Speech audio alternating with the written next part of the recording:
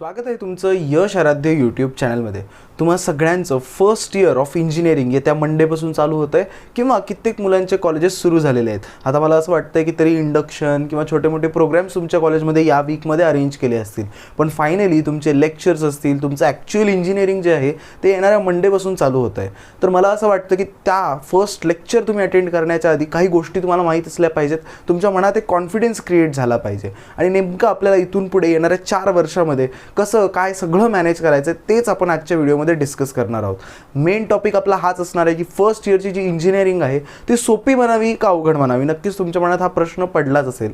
जसंच तुम्ही इंजिनिअरिंग शब्द ऐकता किंवा मोठे मोठे तुम्ही इंजिनिअरिंग डिप्लोमा याच्यामध्ये एटीकेटी शब्द खूप आपण ऐकतो किंवा एखाद्या विषयामध्ये फेल होणं हे पण आपण खूप ऐकत असतो. कित्येकदा ऐकतो की तो इंजिनिअरिंग करतोय 4चा 5 वर्ष लागले, 5चे 6 वर्ष लागले, त्याचा हा विषय बॅकलॉग आहे, त्याचा तो विषय बॅकलॉग आहे, M1 खूप हार्ड आहे, M2 खूप डिफिकल्ट आहे. असे कित्येक रूमर्स तुम्ही ऐकले असतील आणि कित्येक गोष्टी तुम्ही फर्स्ट इयर रिलेटेड ऐकल्या असतील. मग मी हे म्हणत नाही आहे की फर्स्ट इयर तुमचं खूपच सोपं आहे, खूप असं आहे तसं आहे, पण तुम्हाला त्याच्याबद्दल काही मला फॅक्ट्स सांगायचे आहेत. समजून घ्या. मी तुम्हाला एक छोटंसं उदाहरण देतो. माझ्या पॉईंट ऑफ व्ह्यूने मी तुम्हाला सांगतो. मला केमिस्ट्री अजिबात आवडत नाही. ओके, केमिस्ट्रीमध्ये त्यातल्या त्यात मला रिॲक्शन्स पार्ट अजिबात आवडत नाही. ओके, मग मला जेव्हा रिॲक्शन्स पार्ट आवडत नाही, मला माझ्या फर्स्ट इयरमध्ये सगळ्यात जास्त भीती मॅथ्सपेक्षा जास्त केमिस्ट्रीची वाटायची.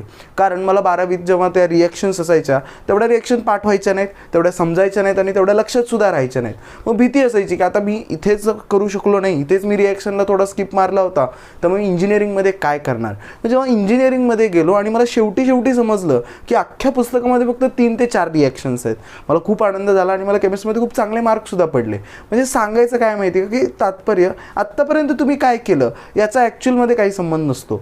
तुम्ही इलेक्ट्रिकल इंजिनिअरिंग जेव्हा तुम्ही फर्स्ट इयरमध्ये जाल, तुम्हाला आठवत असेल तुम्ही रेजिस्टन्स शिकला असाल किंवा तुम्ही खूप पुढे गेला ऑलरेडी, तुम्ही तुमचा 12वीचा सिलेबस बघितला तर 4 चॅप्टर्स आहेत तुम्हाला इलेक्ट्रिकल रिलेटेड. मग ते कॅपॅसिटर असेल, ट्रान्सफॉर्मर असेल, जसे छोट्या छोट्या गोष्टी तुम्ही शिकल्यात. तुम्हाला माहिती आहे इंजिनिअरिंगचं पहिलं वाक्य किंवा पहिला जे पेज आहे त्याच्यावर तुम्हाला रेजिस्टन्सपासून किर्चॉफ्स लॉ, ओहम्स लॉ इथून शिकवायला चालू केलं जातं. एक वायर काय असते, पॉझिटिव्ह निगेटिव्ह काय असतो, इलेक्ट्रॉन काय असतो. म्हणजे जो सिलेबस डिझाईन केलेला आहे ना तो खूप बेसिकपासून डिझाईन केलेला आहे. आणि मला असं वाटतं की तुम्हाला सगळ्यांना, आता तुम्ही ज्या कोणत्या कॉलेजमध्ये अलॉटेड आहात, ॲक्च्युली सिलेबस कितीही चांगला डिझाईन केला असला तरी त्याला तसा शिक्षक भेटणं गरजेचं आहे जो तुम्हाला त्या पद्धतीने शिकवेल. त्यामुळे मग फर्स्ट इयर इंजिनिअरिंग सोपी अवघड हे कसं ॲनालिसिस करायचं, काय आपला त्याच्याकडे बघण्याचा दृष्टिकोन असला पाहिजे, सगळं आपण थोडंसं डिस्कस करूया. समजून घ्या. फर्स्ट इयर इंजिनिअरिंग मी जेव्हा माझ्या इंडक्शन प्रोग्राम, तसं तुमचे होते तसे आमचे इंडक्शन प्रोग्राम होते, आमचे HOD होते VA कुलकर्णी सर. तेव्हा पहिल्याच लेक्चरमध्ये, पहिल्या किंवा दुसऱ्या लेक्चरमध्ये त्यांनी आम्हाला एक हा प्लॅन सांगितला होता किंवा एक स्ट्रॅटेजी सांगितली होती.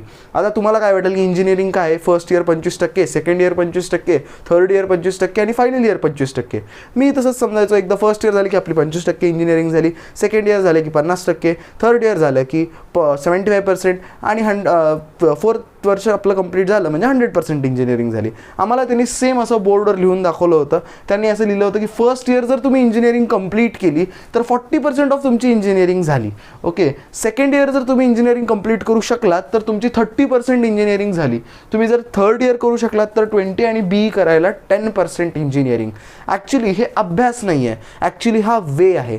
एक गोष्ट तुम्हाला सांगतो, कित्येकदा तुम्ही आता CET दिली आहे, तुम्ही JEE दिली आहे, बोर्डाचं प्रिपरेशन करणं फार अवघड असतं का रे. बोर्डाच्या प्रिपरेशनसाठी काय असतं, प्रिव्हियस क्वेश्चन्स बघायचे असतात, त्याची एक स्वतःची स्ट्रॅटेजी असते आणि CETचं प्रिपरेशन करण्याची स्वतःची एक स्ट्रॅटेजी असते.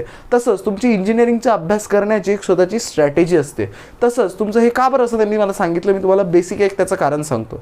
तुम्हाला माहिती आहे एक 10वीचा मुलगा जेव्हा 11वीत येतो खूप मोठा ट्रान्झिशन फेज असतो. ॲक्च्युली आपण मोस्ट ऑफ दी 100 मुलांपैकी 70 ते 80 मुलं तिथेच फसतात. त्यांना तो ट्रान्झिशनच जमत नाही, ते आपल्याला समजतच नाही. मी असेल काय, तुम्ही असेल काय, कित्येक मुलं अशी आहेत की आपल्याला लक्षात येत नाही की आपल्याला 10वीला काय सवय झालेली असते, एवढ्यापुरतं एवढं असतं, छोटंसं पुस्तक असतं, पाठ करायचं. अचानक 11वीत आपल्या 10वीच्या 3-4 चॅप्टर एवढा एक चॅप्टर यायला लागतो, त्याच्यात इतक्या साऱ्या कन्सेप्ट्स असतात आणि एवढं करून MCQ विचारणार असतात. सो आपल्याला तो ट्रान्झिशन व्यवस्थित जमत नाही आणि त्याच्यामुळे आपण अभ्यास थोडासा सोडून द्यायला लागतो. इथेही तसंच होतं. इथे एखादं एक ट्रान्झिशन असणार आहे. तुम्ही इतके दिवस खूप डीप स्टडी करायचा प्रयत्न केला असेल, तुम्ही MCQ वाचले असतील, तुम्ही हे ते खूप मोठं पुस्तक, रेफरन्स बुक, हे ते इंजिनिअरिंगमध्ये पास होण्यासाठी एवढं काही करायची गरज नसते. एक रेफरन्स बुक असतं, एक बुक असतं तुम्हाला कॉलेज तुमचं सांगेल कोणतं बुक घ्यायचं काय नाही, याच्यावर मी व्हिडिओ बनवतोच.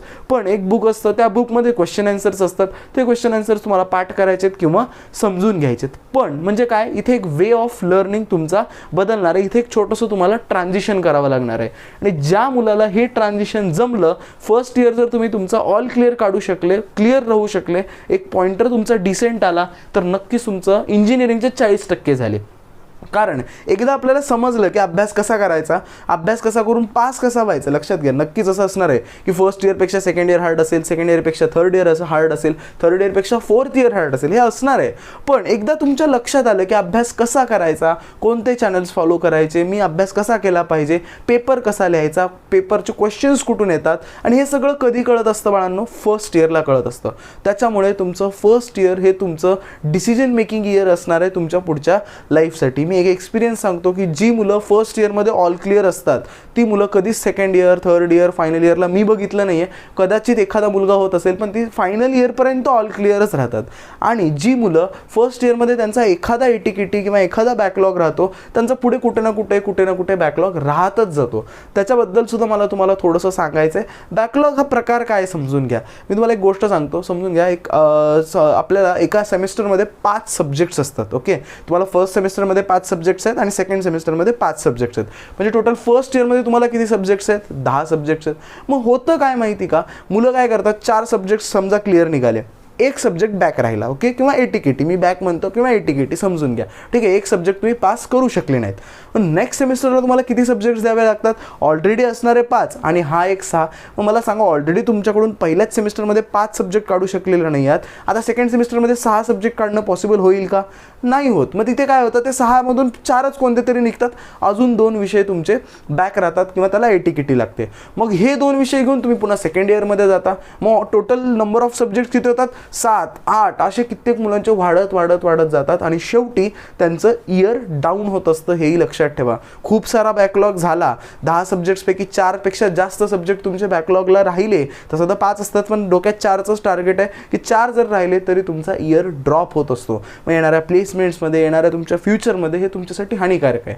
त्यासाठी एक गोष्ट सगळ्यांनी छोटंसं टार्गेट काय ठेवायचं आहे, फर्स्ट इयर मला क्लिअर करायचं आहे. मग हाही गोष्ट आहे की हार्ड आहे, इझी आहे. मी तुम्हाला एक गोष्ट सांगतो, इथून पुढे जे काही येणार आहे, मे बी तुमचं मेकॅनिक्स असू द्या, M1 असू द्या, M2 असू द्या, हे सगळं ते बेसिकपासून चालू करणार आहेत. इंटिग्रेशन सुद्धा इव्हन बेसिकपासून शिकवतात. ॲक्च्युअलमध्ये कॉलेजेसला माहीत असतं की इंटिग्रेशन खराब आहे. माझं सुद्धा इंटिग्रेशन मला फार जास्त जमत नाही, डेरिव्हेशन मी किती करू शकतो, पण इंटिग्रेशन मला थोडीशी भीती वाटते. आमच्या कॉलेजमध्ये मलाही फार काही इंटिग्रेशन यायचं नाही, पण जेव्हा मी कॉलेजमध्ये गेलो, काही मित्रांनी समजून सांगितलं, जिथे तिथल्या तिथे ती मदत करत गेली आणि मला शेवटी चांगले मार्क्स पडले. मला M3मध्ये खूप छान मार्क्स आहेत, ज्याच्यात खरं तर खूप इंटिग्रेशन आहे, पण तरीसुद्धा ते का पडले, कारण लक्षात घ्या, तुम्हाला 12वीमध्ये इंटिग्रेशन किती करावं लागत होतं, कोणत्या कुठे फॉर्म्युला लावायचं हे पण समजायचं नाही. इथे इंजिनिअरिंगमध्ये एवढं नसतं. एक टाईपचा क्वेश्चन असतो, त्याला एक सोडवण्याची पद्धत असते, ते एकदा तुम्हाला समजलं की ते सॉल्व्ह होतंच. पण यासाठी नक्कीच तुम्हाला चांगले शिक्षक लागत असतात. तुम्हाला M1चा त्रास होत असेल, तुमचा मॅथ्स पक्का नसेल, तर तुम्ही महेश सरांचा कोर्स आहे तो तुम्ही जॉईन करू शकता. तुम्हाला कोडिंग रिलेटेड काही प्रॉब्लेम येत असेल, तुम्ही कोडिंग याच्या आधी कधी शिकलेलीच नसेल, तुम्ही आपला कोर्स जॉईन करू शकता. तुम्ही फिजिक्स याच्या आधी कधी, तुम्हाला फिजिक्स काही जणांना असतं, फिजिक्सचा थोडा फोबिया असतो, जमत नसतं, तर तुम्ही RJ लेक्चरर्स आपले जे राहुल जेवाणी सर आहेत त्यांचा कोर्स तुम्ही जॉईन करू शकता. जमल्यास मी त्या दोघांच्याही कोर्सची लिंक डिस्क्रिप्शनमध्ये प्रोव्हाइड करतो. प्लस तुम्हाला सगळ्यांना माहिती आहे आपला जो कोर्स आहे तो 21 नोव्हेंबरला जी मुलांनी अजूनही एनरोल करू शकले नाही आहे त्यासाठी अवेलेबल आहे. तर तुम्हाला भरपूर रिसोर्सेस आहेत शिकण्यासारखे. आणि आता आधीसारखं नाही आहे, तुम्ही ऑफलाईन इन्स्टिट्यूट्स बघा 30,000 40,000 अशी फीस पे करतायत, त्याच्यात सुद्धा ते किती पट चांगलं शिकवत आहेत हे माहीत नाही आहे. इथे सगळे टीचर्स तुमच्यासाठी किती कमी व्हॅल्यूजमध्ये, किती फीस आहे कोर्सची, कोडिंग कोर्सच्या फीसची 1000 रुपये फीस आहे. आपण 1000 रुपये इकडे तिकडे वेस्ट करतोय. 1000 रुपयामध्ये तुम्ही कोडिंग शिकताय, फर्स्ट इयरची व्यवस्थित शिकताय, अजून कंपायलरवर वगैरे, कारण शेवटी एक क्लास 60 जणांचा असतो. एक टीचर व्यवस्थित तेवढं किती म्हणलं तरी इंजिनिअरिंगमध्ये एवढं तुमच्याकडे कोणी लक्ष देणारं नसतं. आज मार्केटमध्ये एवढे चांगले कोर्सेस अवेलेबल आहेत. मग तरीसुद्धा आपण म्हणलं पाहिजे का की इंजिनिअरिंग हार्ड आहे का सोपी आहे? इंजिनिअरिंग सोपीच आहे. तुमच्या CET-पेक्षा खूप खूप खूप पटीने इंजिनिअरिंग सोपी आहे, हे उत्तर माझं लक्षात ठेवा. पण कधी सोपी आहे? जेव्हा तुम्हाला ती टेक्निक समजेल की कसे त्याचे क्वेश्चन्स काढायचे, कसे त्याचा आन्सर्स काढायचे, किंवा कसा तुम्हाला त्याचा अभ्यास करायचा आहे. आय होप तुम्हाला थोडीशी आयडिया आली असेल. एक गोष्ट मी पुन्हा रिपीट करतो, समजून घ्या. तुमची जी इंजिनिअरिंग आहे ती बेसिकपासून चालू करा. ओके, मी येणाऱ्या 2 दिवसामध्ये जर तुमची इच्छा असेल ना तर मी एक 10 जे आपले सब्जेक्ट्स आहेत फर्स्ट इयरचे त्याच्यावर एक बेसिक व्हिडिओ बनवेन. ओके, म्हणजे की मेकॅनिक्ससाठी एक व्हिडिओ, मॅथ्ससाठी एक व्हिडिओ, की तुम्हाला नेमकं त्याच्यासाठी कोणते बेसिक शिकावे लागतील. ॲक्च्युली लक्षात घ्या, मॅथ्समध्ये तुम्हाला ऑलमोस्ट 20 चॅप्टर्स होते. 20 चॅप्टर्स आता करावे लागणार नाहीत. एक इन 5 ते 6 चॅप्टर्स आहेत, त्याचासुद्धा बेस करा. एकदम असं काही मॅट्रिक्स शिकायचं, समजा डेरिव्हेटिव्ह करायचं म्हणलं, बेसिक डेरिव्हेटिव्ह पाठ करा, बेसिक डेरिव्हेटिव्हचे फॉर्म्युलेस पाठ करा. एवढं जरी तुम्ही केलं तिथल्या तिथे व्यवस्थित जसे टीचर्स सांगतायत, तसे तुम्ही कुठे कोर्स लावलाय, जिथे काही तुम्ही एनरोल केलंय त्याप्रमाणे तसं ते शिकवत जातात, एवढं जरी केलं तरी चालेल. मी सोपं तसं तुम्हाला मॅथ्सवरून मी नाही सांगू शकत, पण इलेक्ट्रिकलचं उदाहरण देतो. इलेक्ट्रिकलचं तुमचं तुम्ही कोणत्याही महाराष्ट्रामध्ये युनिव्हर्सिटीमध्ये असू देत, रेजिस्टन्सपासून तुम्हाला टीचर्स शिकवायला चालू करतील की एक रेजिस्टन्स काय असतो. इथून त्या पुस्तकात सिलेबस आहे. ओहम्स लॉ विचार करा, आपण त्या 8वीत शिकलाय. म्हणजे जो इंजिनिअरिंगचा सिलेबस आहे ना तो डिझाईन तसा केलेला आहे. पण आपल्या डोक्यात भरवलं जातं की इंजिनिअरिंग आहे, आता हे खूप डिफिकल्ट असणार आहे. अशातला काहीही भाग नाही आहे. तेव्हा लक्षात घ्या, इंजिनिअरिंग सोपी आहे, पण कोणासाठी थोडासा आपल्याला त्याच्यासाठी बेस क्लिअर करावा लागणार आहे. मग जर तुमची इच्छा असेल तर उद्या परवामध्ये मी काय करेन, एक व्हिडिओ बनवेन ज्याच्यामध्ये मी 5 जे येणाऱ्या सेमिस्टरचे तुमचे सब्जेक्ट्स आहेत त्यासाठी, सपोज इलेक्ट्रिकल आहे, त्याच्यासाठी कोणता बेस तुम्ही केला पाहिजे, या 2-4 व्हिडिओज तुम्ही बघितल्या पाहिजेत, तर तुम्हाला पुढे त्रास होणार नाही. असा एक व्हिडिओ मी नक्की बनवेन. कमेंट सेक्शनमध्ये मला सांगा, जर तुमची इच्छा असेल तर मी नक्की तसा व्हिडिओ बनवणारच आहे. आय होप तुमच्या हे लक्षात आलं की हे 40% का म्हणलं होतं त्या सरांनी. का त्यांचा म्हणण्याचा उद्देश हा होता की लक्षात घ्या, एकदा तुम्ही हे ऑल क्लिअर केलं ना तुम्हाला स्वतःला कॉन्फिडन्स येतो की मी हे करू शकतो. एकदा हे 2 वर्ष ऑल क्लिअर केले मग तर 3rd इयरला एकदम तुम्ही गॉड लेवलवर जाता की नाही, मला तर आता माहितीच आहे की कसा पेपर सोडवायचा, काय नाही. तुम्ही तुमच्या प्लेसमेंटच्या प्रिपरेशनला तयारी करू शकता. आणि ज्याचे 3 वर्ष ऑल क्लिअर आहेत फायनल इयरला नक्कीच त्याच्यात एक वेगळाच कॉन्फिडन्स असतो. त्याला माहीत असतं कसा अभ्यास करायचा आहे, काय नाही. पण जो मुलगा इथेच फेल होतो ना फर्स्ट इयरला, त्याला पुढेही त्रास होतो. त्यामुळे सगळ्यात जास्त वेटेज हे कॉन्फिडन्सचं वेटेज आहे, हे सिलेबसचं नाही आहे, हे कॉन्फिडन्सचं वेटेज आहे. तुम्हाला सगळ्यात जास्त कॉन्फिडन्स, सगळ्यात जास्त फायदा, सगळ्यात जास्त इम्पॉर्टन्स कशाला द्यायचं आहे, फर्स्ट इयरला द्यायचं. त्यामुळे पुन्हा हे स्टेटमेंट त्या सरांचं लक्षात ठेवा की जो मुलगा फर्स्ट इयर ऑल क्लिअर करतो तो इंजिनिअरिंगचे 40% जो आहे तो क्लिअर केलेली आहे त्याने इंजिनिअरिंग. जो सेकंड इयरमध्ये ऑल क्लिअर करेल, म्हणजे ज्याने फर्स्ट 2 वर्ष क्लिअर काढली, त्याची 70% इंजिनिअरिंग झाल्यात जमा असते. ही गोष्ट लक्षात ठेवा. माझ्याकडून एक छोटंसं गोष्ट लक्षात ठेवा, छोटंसं टार्गेट आपल्याला ठेवायचं आहे. इतके दिवस आपल्याला कॉलेज मिळवणं, हे करणं, ते करणं, ते छोटे मोठे टार्गेट होते. आता येणारं छोटंसं आपलं टार्गेट काय आहे, येणाऱ्या दिवसामध्ये माझी फर्स्ट सेमिस्टरची जी एक्झाम येणार आहे ती मी ऑल क्लिअर झालोच पाहिजे. मग त्याच्यासाठी तुम्हाला इंग्लिश थोडी इम्प्रूव्ह करायची आहे, करा. त्यासाठी व्हिडिओज कोणते हवेत ते मला सांगा, मी त्या पद्धतीने व्हिडिओज बनवून तुम्हाला पोस्ट करेन.